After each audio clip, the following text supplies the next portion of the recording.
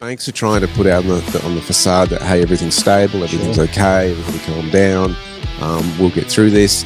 You wonder if investors are perceiving it as somebody trying to blow air into a balloon that's got a hole in it and just trying to keep it inflated.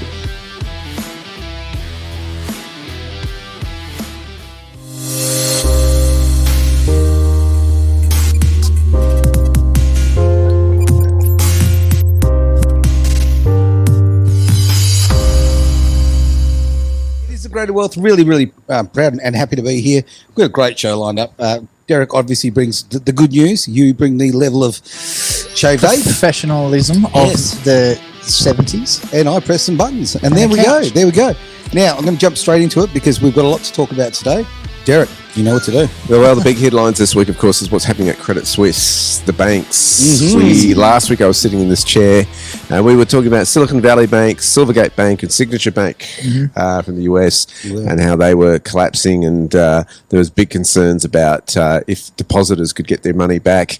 And the government basically said we'll bail them out in the US. Of course. In terms of not the banks, the depositors. Right? Hang on. I didn't notice that. Okay. Yeah.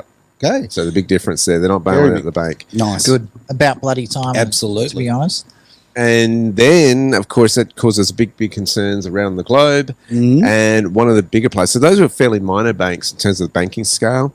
Credit Suisse then has gotten into trouble. And they are they're huge. They're in the top 30 as far as banking institutions. Are you telling me there are like holes like Swiss cheese in there? I'm sorry. I apologise. Apparently, it's been going That's for a while. That's as bad as your shirt. Thanks. I do my best. Okay. The lender has been struggling for a long time, and this week it sought help from the Swiss government, revealing that, in their words, material weakness in its financial situation. Okay, so how do we define that in real-world terms? So words. You dig a little bit. Material weakness when they're dealing with like paper. Yes. Okay. Like, how do you have a material weakness? Like, I don't know. Okay. No idea. Corporate espionage is what the ABC is claiming. Bullshit. In the past 3 weeks, 3 years. Stop the show right now. If the ABC say it, it must be true. Hey, I need a fact check on that. You guys are in that mood today. We are in that mood. Okay. So we're both running on very little sleep. Can you tell? Actually, I think all three of us, let's be absolutely honest here. We forgot to do something. What? Happy birthday to you. He's 102. Derek smells like a monkey. And it's his birthday too. Round of applause, mate. Fantastic. You don't look a day over 65, mate. You're looking fantastic. Thanks, Aaron. Yeah, so you're all just so everyone knows, it is actually Derek's birthday. So hopefully everyone can wish him a happy birthday as well. There you go. Thank you. Happy birthday, mate. Did not know that. We're not counting those numbers. No, all right. No, exactly right. I've run out of fingers. Okay, we're away. So what, 11? That's right. That's right. No, we're not talking about your IQ. I tell you, Fat Cat's got something going for him. He just turns 7 every year. I mean, that's he does. I mean, look, I think the secret must Same be as don't Barbie. wear pants. You'll be fine. Hey, this isn't, you can't say that. We're a few hours early. Anyway, It's Josh Fat Cat said, Scottish, is he? happy birthday, Derek. So you're getting a lot of love in the comment section. Yeah. Oh, today, thank Derek. you. Good. Okay, thank you. All right, now back to the show. Back to the Can show. Can we do that? Happy birthday, mate. Very, very glad to be spending your birthday with you, even though I didn't know. That's why I'm How's running that late for- today. how's My that phone's for been a running mate? hot. There you go. Oh, man. Look, I did eat some cake. Aaron, you always eat cake. Look, you know, I'm a fashionista. You know, we're ripping into each other too much. We need to get back to Derek. Let's get back to it. Let's get back to the birthday man. So according to the ABC, Credit Suisse has been caught up in corporate espionage. They've even hired professional spies tracking outgoing executives and admitting to defrauding investors as part of what they call the Mozambique tuna bonds loan scandal. Well, that rolls off the tongue. Yeah. Okay. Yeah. And that resulted in a fine worth more than £350 million embroiled, euros, I should say, euros in the collapse of the lender Greensill Capital and US hedge fund Archegos Capital back in 21. Here you go. Some of these names are amazing. So they went through a restructuring plan, trying to stem those losses. It then basically ballooned to 7.3 billion Swiss francs in 2022. They're trying to revive operations. They've had a number of scandals over the past decade, according to the media. Okay. So I take that with a grain of salt. Yes. But alleged, and I'm going to emphasise alleged, misconduct, sanctions busting, money laundering, and tax evasion. Now, I take that with a grain of salt. Well, to me, I think that just means keeping up with the sector. But Yeah. okay. So Keeping up with the Rothschilds. what's happened? You boys are so naughty. I love it. What's happened is that the Saudi National Bank this week said, "Look, we can't bail you out. We don't have enough fresh funding because of our regulatory cap."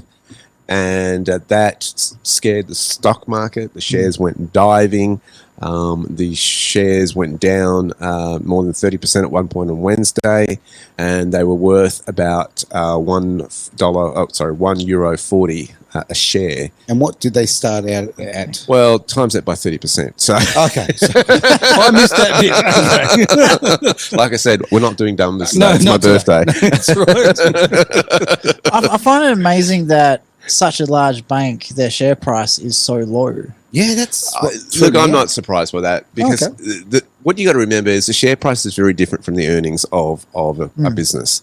Okay. So like Goodyear Tires is a stock that trades somewhere between $12 to $15 typically. And yet it's a massive company, Goodyear Tires. Yeah, absolutely. You should appreciate that. Very much so. Your motoring industry side. But yeah, it's a company that so you can't really, often it's about market sentiment, the share price, as opposed to how well the company is performing. Sure. So yeah, If people can see it value as something that's got enough movement that they can see profit in it, I gather that obviously brings value up. Yeah, I mean, for years it seemed like Tesla was just overpriced. Yeah. Okay, it was Isn't it? in the thousands, Isn't it? But that was even before they were producing cars at the rate they are now. Okay. I'm going back to the point where, there was no way they had as much runs on the board as Ford or General Motors, those guys, and yet their stock price was in the thousands. It was way overpriced, and it's because people just love the concept and love the idea. Well, I think also a lot of people who are involved in the market sort of were attracted to that. It's the technology side, all of that kind of thing. So yeah. And look, Tesla's got more than just producing cars going for it as well. So They got rocket ships too. they got rocket ships and all that stuff. He's getting into housing now. And Is he really? well, yeah. I heard he purchased Bugatti. Oh no! Why would he do that? No. Is that true? No, Volkswagen Group owns that. Don't know. There was apparently there's a Tinder war, a Twitter war between Musk and Tate. Right. And Tate was like, "Oh, what colour's your Bugatti?" And he turns around and goes, "I don't own one." And then he put a screen print up that he purchased Bugatti for $50 billion or something.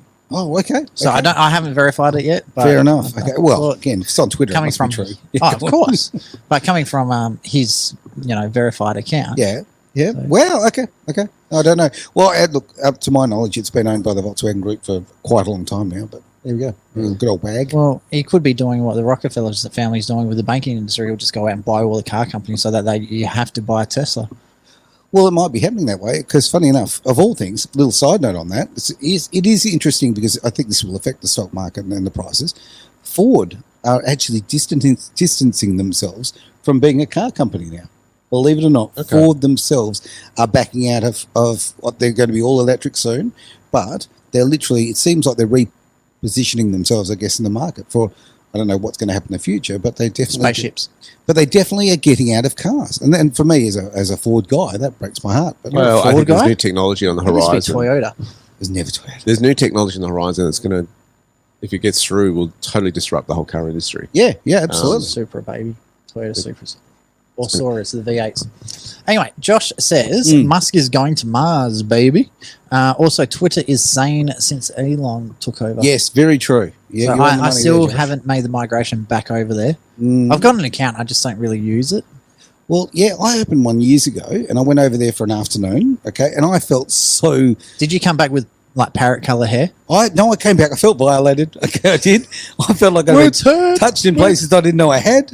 It was not a good Got me place. right in the It was- feels. It was so aggressive. It was a horrible negative. Where was negative. this? This was Twitter. several years ago with Twitter. Oh, okay. So no, before, back with the not a Jack good Dorsey Sunday days. night out. No, It's a Saturday night. it's a whole different thing. Right. Anyway, let's get back to finance. Let's give that a crack. So what's happening in Credit Suisse? UBS is taking them over, which is really, really interesting. 3 billion Swiss francs or 4.8 billion Australian in a bid to rescue the bank. And Swiss authorities are backing them on that. Right. And even the Swiss central bank is getting on board in terms of liquidity, helping them in that takeover to have liquidity in that transition. So that probably will happen. That process will take some time, probably to the end of this year, I would imagine, in terms of taking that over. Credit Suisse, I mean, it's been around for 167 years, right? Okay. So this is a really, really big deal. And it is, if it had gone down, economists are saying it just would have shaken everything. Okay. So that's why they've got to make the extra effort to keep it alive. Yeah, there's just so many people that are invested in this one, as opposed to last week's one, the smaller banks in the United States. Okay. You get the feeling though, and banks are trying to put out on the facade that, hey, everything's stable, everything's okay, everybody calm down, we'll get through this. You wonder if investors are perceiving it as somebody trying to blow air into a balloon that's got a hole in it, and just trying to keep it inflated while things are leaking out. That is a great analogy, mate. I think very, very accurate. Yeah. I think that certainly everyone I talk to, their faith in the banks is just dropping and dropping and dropping and dropping. It's dropping faster than how we feel about the corporate media. And I mean, we all know how much in the last couple of years that's taken a hit. That's why we exist. Well, Exactly I think there's 4 areas that particularly have lost a lot of faith for people in the last 3 years. Politics, even to a lower degree in this country. As you've highlighted, the media. Number 3 is the banking system, and also the medical system. I think that's taken a hammering as well. Another one that you haven't taken into account with that one is actually the legal justice system. Okay. Because is there one? It's spot on. So it's a lot of the people who did get nailed with like the medical side of things.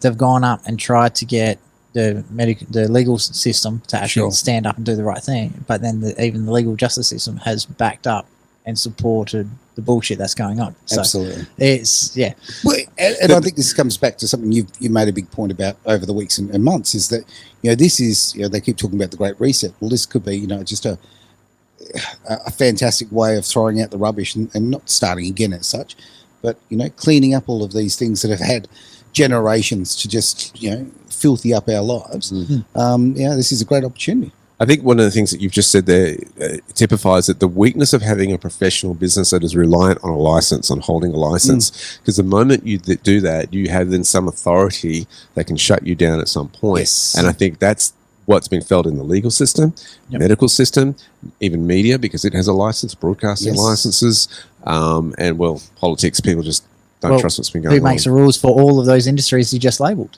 Politics. Yeah. So Facebook user, they're going through our personal accounts, so that's why we can't see the name.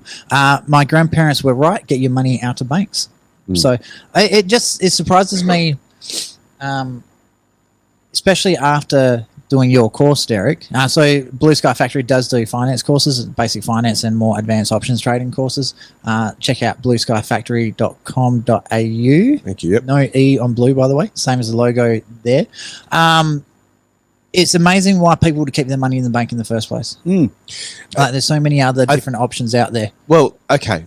Let's put a hypothetical out there. Okay, that's fine for mum and dads and small investors in terms of they've got 10, 15, 20,000 in cash and they want to pull that out. That's one thing, right? Sure. And the banks don't like them doing that. But do it on a bigger scale, right? You talk about big business where transactions are coming in all day long. Oh, yeah, right? absolutely. And money's going out all day long. Yep. They've got to have a smooth and efficient way to do those transactions. So how do they do that? Let me ask you this. If you guys had, and I'll get into that in the next part, but let's say you guys had $1 million in the bank right now, okay? Yes. Okay. I wouldn't be here. By the way, hey Taz. Taz is back. What would you do with it right now? Okay, in terms of what's going on, where would you actually store it? It was interesting yesterday. A story came out from Channel 9 where a passenger was stopped at the airport in one of the over east. Right. He was carrying over $300,000 in cash in a backpack on his carry-on luggage, right? Okay. Now, there's no law, they were detaining him, there's no law that says that he can't do that. There is restrictions if you go internationally and taking more than 10,000 in local currency, going to whatever country you're going into. But to my knowledge, there's no restrictions moving domestically But there is around. issues with any transactions over $10,000 in cash. No. You've just got to declare where the cash came from. No, You're allowed to have it. You've got yes, to, no. Malcolm Roberts It's not defeated that illegal. bill. I know it's not illegal, Transaction but is it's holding still a nightmare. It is still an issue. There's still paperwork. There's still holding. There's still time. It's still a nightmare. Yeah, but he's not doing a transaction. He's just No. He's just carrying his the money stuff. around. Yeah. Right? He's actually just carrying his belongings. What's wrong with that? And so, given this current climate that we're in, as far as banking is concerned, what's more dangerous, carrying it on your own shoulder, or leaving it in a bank? I think that's the sentiment that a lot of people who've got a lot of money are concerned about cash at the moment. Back to your point before, you said if either of us had $1 million or both had $1 million right now, would we put it? Well, what would we do with it? Or would you park I'd buy it? property. There's no way in the world I would put it in the bank. No chance in the world. Yeah. I'd go buy a crap ton of units. Yeah, I'd go put it into an asset that's going to be gaining income. Simple. Yeah. And has got more security, quite frankly. So I like property because it's not going anywhere except for cyclones, but you've got insurance for that. I'd keep a little bit to go for a bit of a holiday. Be nice to go see the family in Vietnam. Nice. And yeah, casino. No. Do you think Credit Suisse will survive in any form after this? Well, it's been said that they're getting bought out. So, Okay. but once it gets brought out, is that to continue operating, or are they going to go in, pull the company apart like so often happens and sells off all the little parts? I think, look, there's a responsibility.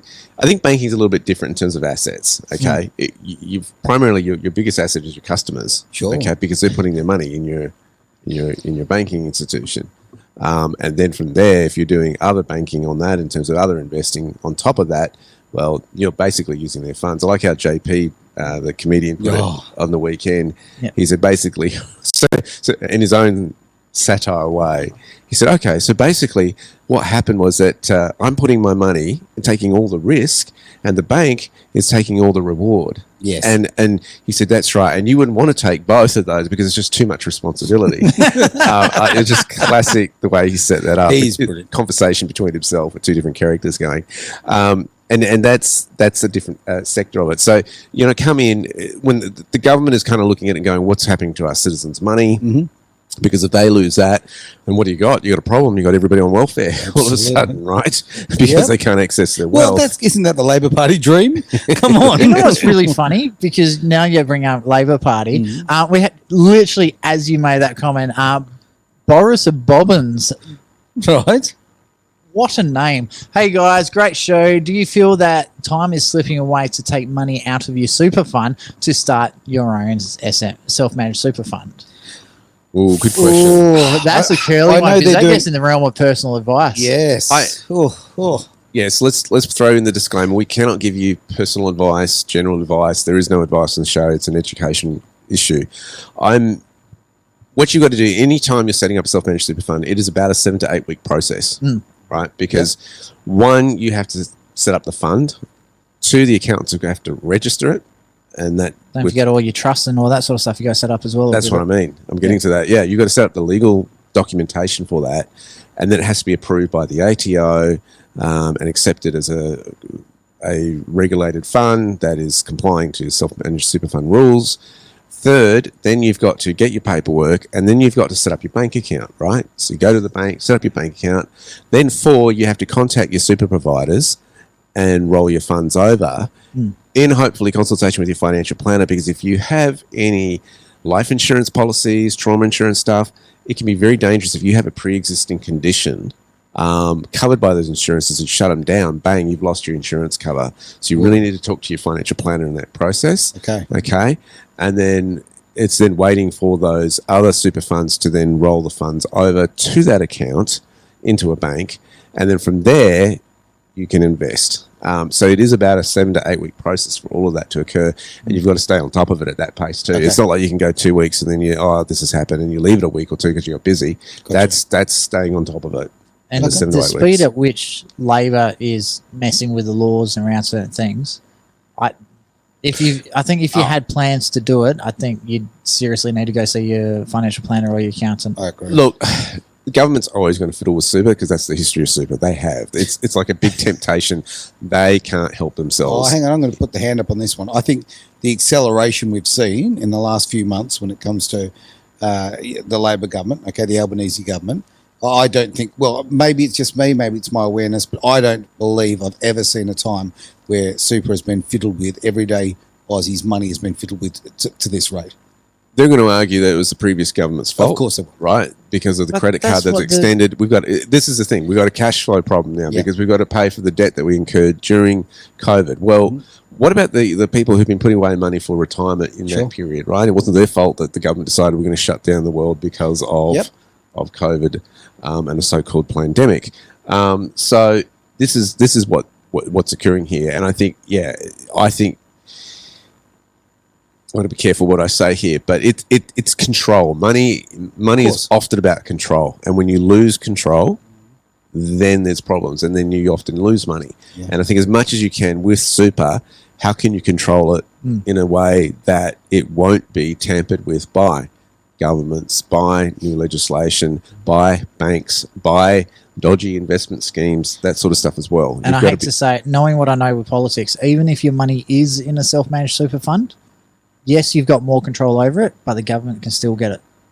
Of course. And I think what you got to realise too is those who worked for the public service as well can't access their money and roll it into a self-managed super fund as well, because it's just a notation on an accounting book. It's not actually real money. It's an IOU. Okay. So I dealt with clients all the time who had work in the public sector, and it's like, I want to set up a self-managed super fund. I said, well, first thing is you need to see if you actually can, if it does exist, can you actually roll it over? In many cases, they can't. Right. I've got a strange question, completely out of left field here. Okay. After the old pandemic and all of that's taken place, what's to stop Australia from just going, you know what, we cancel our debt with, those we owe it to? What's to stop Australia from just saying, hey, what deficit? That's a really, really good question. How much time have you got? I know. When you settle in, when you start to understand how banking works, that is a really, really good question. You then understand how money is created. When we got off the gold standard, right, when Nixon did that in 1971, and that's kind of my point. Yeah, then it was like, right, the banks go, we can leverage this to the nth degree, and just keep creating money and creating more and more wealth. Sure. There are some interesting thoughts on that. They're out on the internet in relation to setting up a new financial system. Okay. Do we need our tinfoil hats for this one? Mine's lined. It's really hard in this day of information to know what's quantifiable information and what's hearsay. With interest, I've mentioned this prophetess called Julie Green, who is so accurate, and I follow quite closely, and she's been saying that a new financial system's coming in. Some of the big calls that she believes God's told her are absolutely huge. If I told them, you go, that's a big call. And so I'm really watching that space with interest. Yeah. But I'm really excited as well, because this is a time where, if you look at history and what's been going on, right, if you go back to biblical terms, where children of Israel were in Egypt, in bondage, as slaves, we have been enslaved by a financial system called the Babylonian system. Yes. And most people aren't aware of that. Now, what it means, why do I say that? It formed in ancient Babylon, and its principles have filtered down to our society today. Okay. Now, if you look at in history how people were freed from that, children of Israel were slaves, right? They worked hard to the death, basically. No rights of property, self-preservation. They were just commodities in the Egyptian swabland, right? Yeah. What happens before they leave is that they actually take the gold of the Egyptians. Yeah, okay. And what was interesting is 400 years earlier, Joseph, who is one of the forefathers of this nation, is the one that saves the world. He is doing, I used to wonder, I'd look at that historical moment. Why was he so ruthless to the people? He would take their money in the first year of famine, because they stored it up over 7 years, and they put 25% aside. So he'd take their money, right?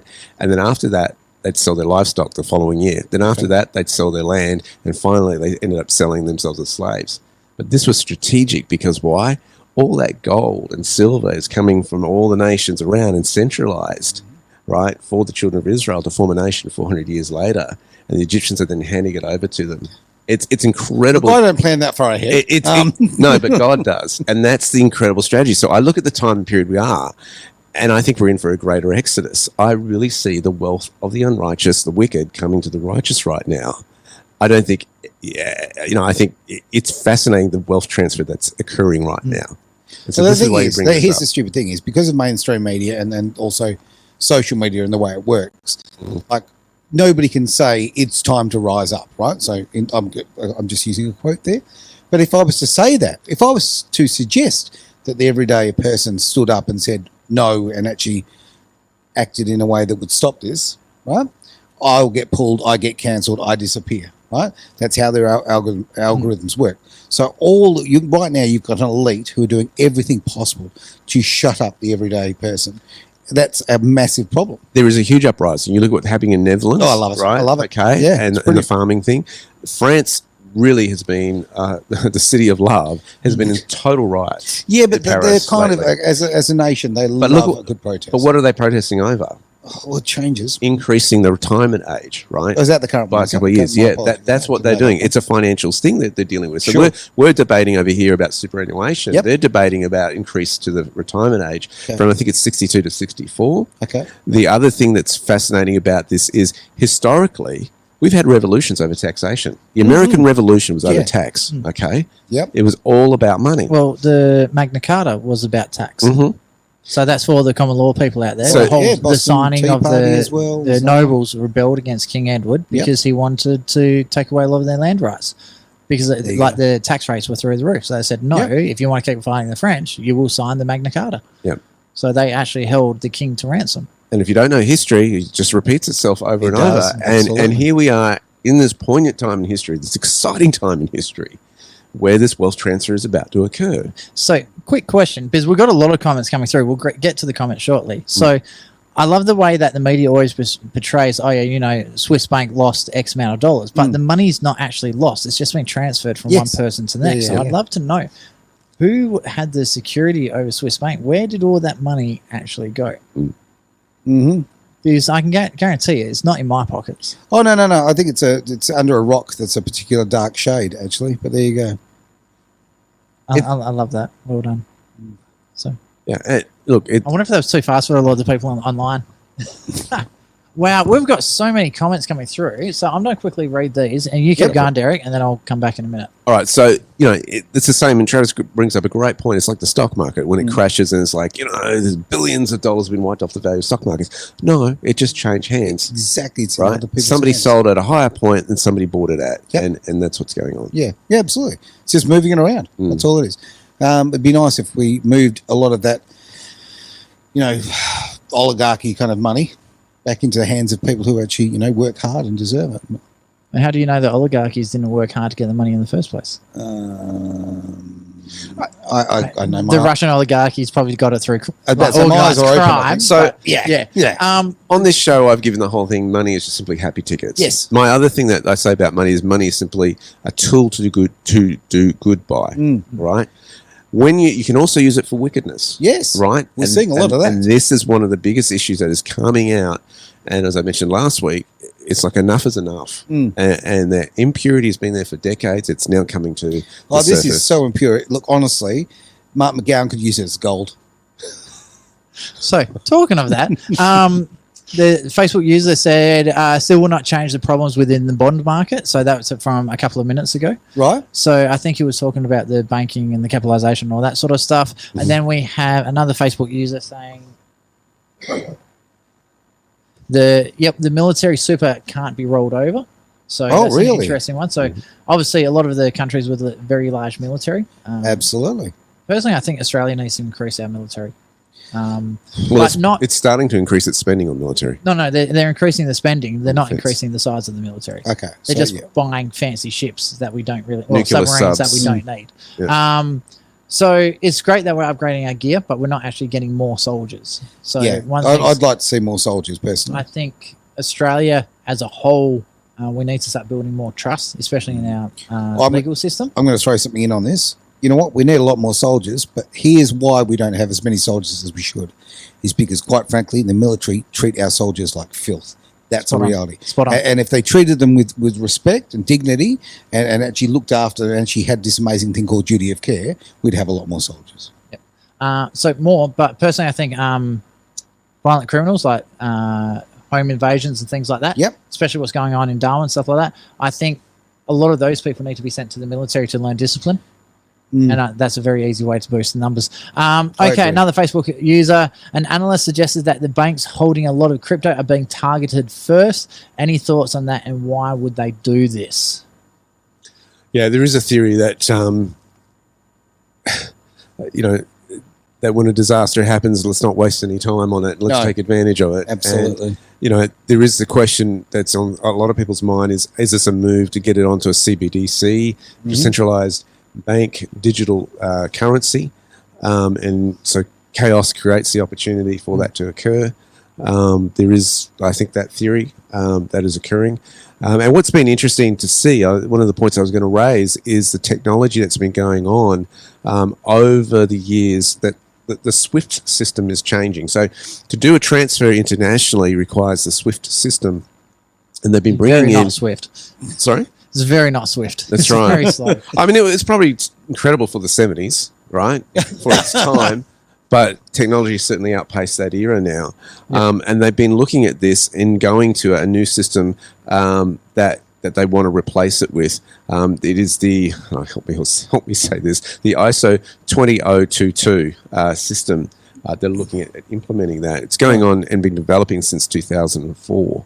Right. So a while. That's 19 years. It's a fair while. So yeah, it's interesting in terms of nations going that way. In terms of the delay, they're wanting to roll that out earlier, and there's been delays on this. It must be Labor government making it. Yeah, we were looking at big players involved: Bank of England, ECB, EBA Clearing, the Federal Reserve Bank, Hong Kong, Malaysia. Those systems have wanted to move and use this new technology to go in it. What's been interesting is one particular crypto too that has been developing this system for that kind of space for the banks to do. You know what? This sounds like a great segue for the next topic. Hey, we've got lots of questions that came through and brilliant comments. Thank you very much, guys. Loved it. Let's throw it into what we've been talking about. We were talking about the technology side of things. So, Derek, I'll let you talk about the Swiss one first. Yeah, I was just mentioning that the new technology that's coming on board with the banks is the Swiss system's updating to a thing called ISO 20022. And that's something that I think is going to embrace blockchain. Okay. It will be interesting. You mentioned... What we've been talking about in terms of banks is they've been the intermediary. It's the middleman, right? Yep. You want to pay me money? Well, these days, if you're going to do it with not using cash or physical metals, you're going to do it electronically and digitally.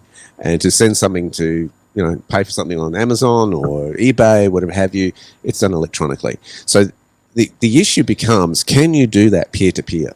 Can you pay me directly without using a bank? Can you do that without using... that middleman that controls that release of those funds? The answer is yes. And so that's the question. Really. Why? Because even if you went to crypto, you've got to put it into a crypto wallet. So the crypto wallet would be the middleman. Yes, good point. Good point. I'll take that. True, but once you have been paid, you can move that offline. Yeah. And become the own custodian of that transfer. Yeah. So that there is an advantage there in the sense that if you trust your own custodianship, if there is such a word. Yes, just make sure you don't lose your 12-word key like the dude did with like $28 million or something. Yeah. He's lost his code. That's the risk. If you're going to become your own custodian, then theft or losing keys and that sort of stuff, that's the thing. And that's where the banks kind of moved in and said, well, send it to us originally. Yeah. The merchants of Venice did that because, hey, gold and silver were heavy to carry around and they were susceptible to being robbed on the roads back in the day. Absolutely. So that's how come money exchanges, or were they money holders back in the day were created? Merchant, yeah. So what are they were set up in a lot of Venice. Yeah.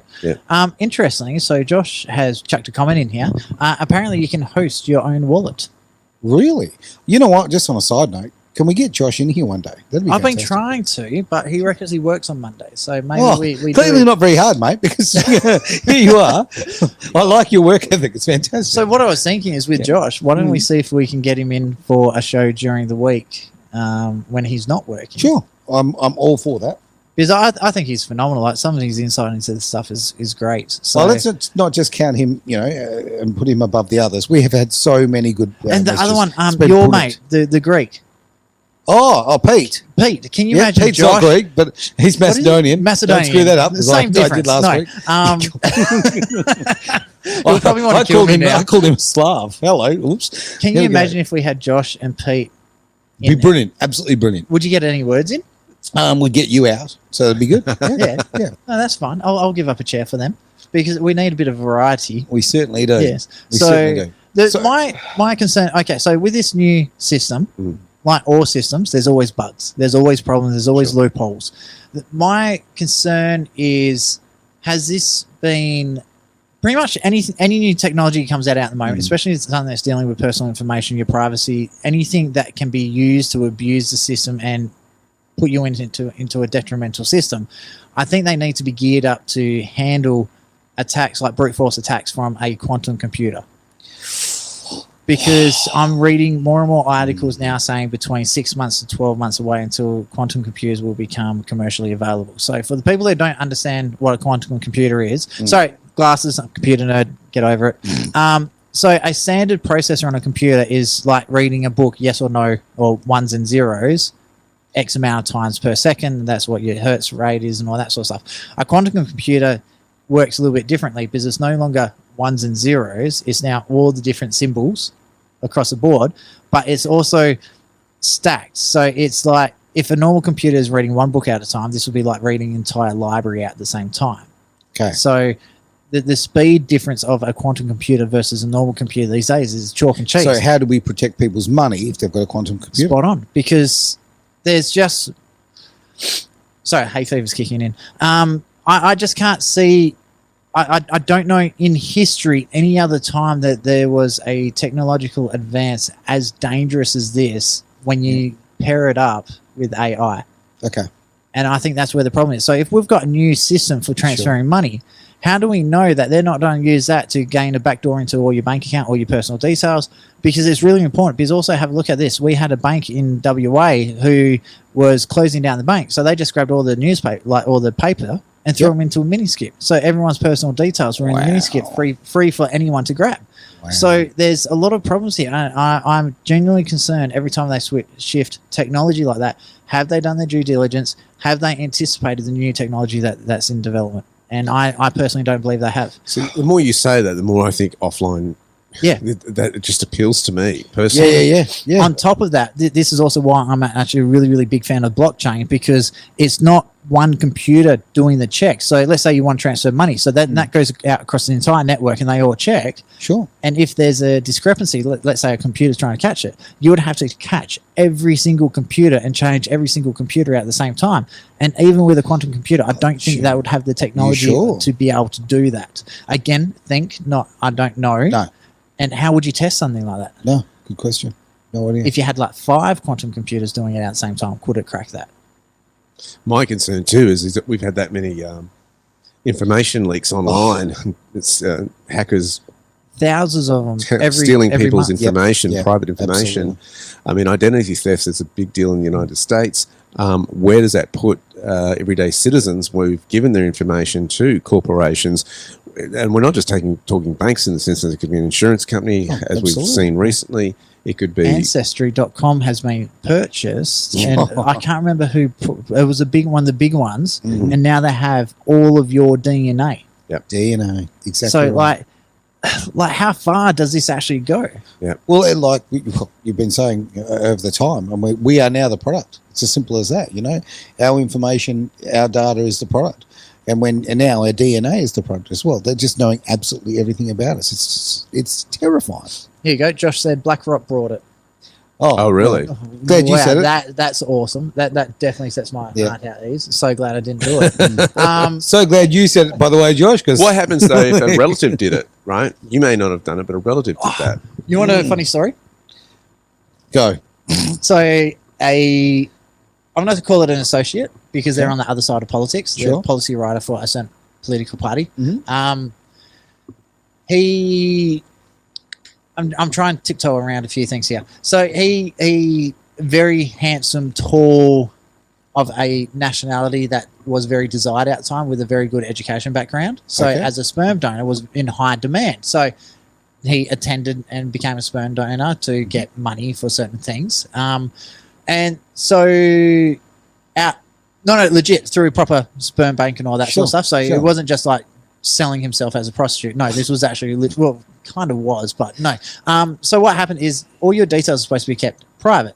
You're not supposed to know who your father was. And he was telling me this woman knocked up on the door, and like obviously his wife's there, his kids and all this, and this young girl goes, "Oh, by the way, you're my father." Whoa! Yeah, absolutely. And he's like, "What the hell? No, I've never cheated. This is my first marriage. Like, these are my only kids I've got." "Oh, no. I did a DNA check on Ancestry.com, and you've come up as definitively you're my father."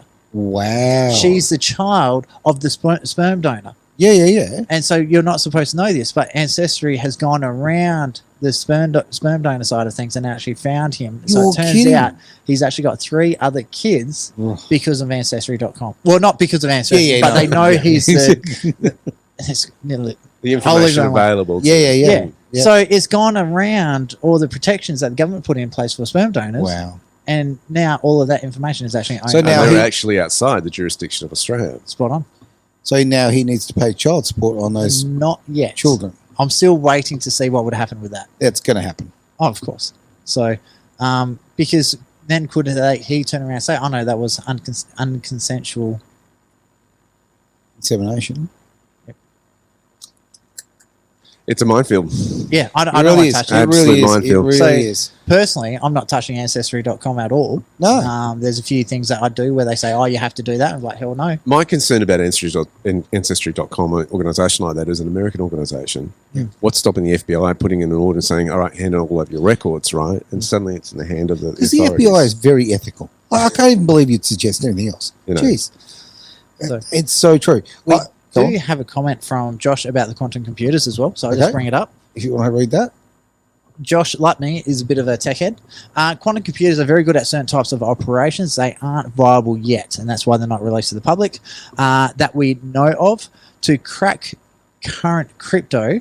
But as soon as they make the next breakthrough, a lot of cryptographic functions, use of digital signing and secure transactions will need to be updated with new algorithms. There you go. So it's... I don't think people are understanding like how far this can actually go, especially when you tee it up with the AI, because the biggest problem at the moment with the computers, most computers operate faster than what a human can operate. So how quickly can a computer write out an essay? We can't keep up with that. No. So, but if you're thinking about how many processes a human can make, like their mind as a whole can make compared to a computer, our human brain is still way faster. But with the quantum computers, that's a massive leap forward because our brain can do so many things at the same time without us actually thinking about it. That's why you got 2 minds, your subconscious mind and your conscious mind. So this is getting so close to being an artificial human mind. Will this actually turn the so-called AI into actual genuine sentient AI? So will you be T2 or T3? R2D2, thank you. Okay, there we go. Now, we've actually done our hour here, boys, right? That's now, all right. We can go over. We can roll exactly right now. So I thought I'd just throw back to you if I could, Derek. Yeah. What is there any issues you'd like to talk about right now? Okay, with the uncertainty of banking and all that sort of stuff, one, your security cannot be in money. Sure. That's primarily, to me, for all the fancy strategies I know, information I know, God always brings me back to the point, I'm your source. So that's number one. Number two, I've been saying it for a long time, Boy Scout, be prepared, be prepared, be prepared. I've said to people, consider with all the lockdowns that were going on in COVID. COVID was a wake-up call. Oh, right? Wasn't it? It was a huge wake-up call. And it was like... so many people still asleep. Grow your own vegetables, grow your own food. Supply chains became vulnerable. Consider if an emergency happened, if the grid came down. I woke up this morning getting text messages and the electricity had gone out last night. Right. And then it was on again. And I get 4 messages, bang, bang, bang. Went on, off, right? Yep. So anything electronically, I kind of go look at that and go, what can I do that's offline? Yep. How can I be custodian of that? How can I maintain control? With that, though, you've got security issues that you've got to consider as well in terms of how much wealth you're dealing with. Those are the sort of things that I'm looking at the moment. Okay. Yep. How liquid is it to actually move those offline assets as well? That's true as well. That's a very good point. So have a think about that in relation to where you're sitting. Coins versus, what are they called? Bullion? Yeah, coins versus bullion. Yeah, things like that. I mean, a lot of those stackers are going into the coins because they're slow, Easier to smaller move. denomination that can be broken up as to a kilogram bar or something like that. Because there's another prime example of that is Venezuela. When their currency went to absolute shit, half the country was actually literally using gold flakes as a currency instead of using the money because the money just wasn't worth it. So there's so much we can do to be prepared. So yeah. And what I see the rest of the world moving on to is really interesting. Why are the central banks buying up so much gold? Why are Russia has tied the ruble to the gold standard. Yes. Other nations are looking at doing this. The BRICS nations are forming and this sort of stuff, which Russia's a part of. I just go, things that make you go think. Go, I haven't got time to cue that up, but okay. sorry. All right. You know you want to though. I so want Do to. we actually have it on that computer? Let's have a look. Because You keep talking, I'll have a look. Well, I'm great at just dribbling shit. So we really do need to update the playlist on that computer. So we're in the second studio. So you mean you're not using a quantum computer yet? No, well, we can't get our hands on one. So, can you imagine gaming? I've just on a worked out how to use a USB. Give me a break. Come on. No, that by the way, like That's not true. I'm not as bad as I pretend to be. why do we have TeamViewer on your computer? Like, I get phone calls saying, "Hey, I can't find this. How do I do this?" Or the studio's gone down. How do we fix this? And then it's just like, here's the button, Aaron. Hang on. I will have you know that about 2 weeks ago, okay, Roscoe was on air and I was fixing things from another place. Hey, how cool's that? Yes, because I had to teach you. Thank you, Yoda. All right. Oh, dear. Your gratitude, I take. Yes, Oh, I do. Gratitude much. Anyway, Can I go to bed yet? you can. I reckon that's I it. feel like an old man. I'm like tired.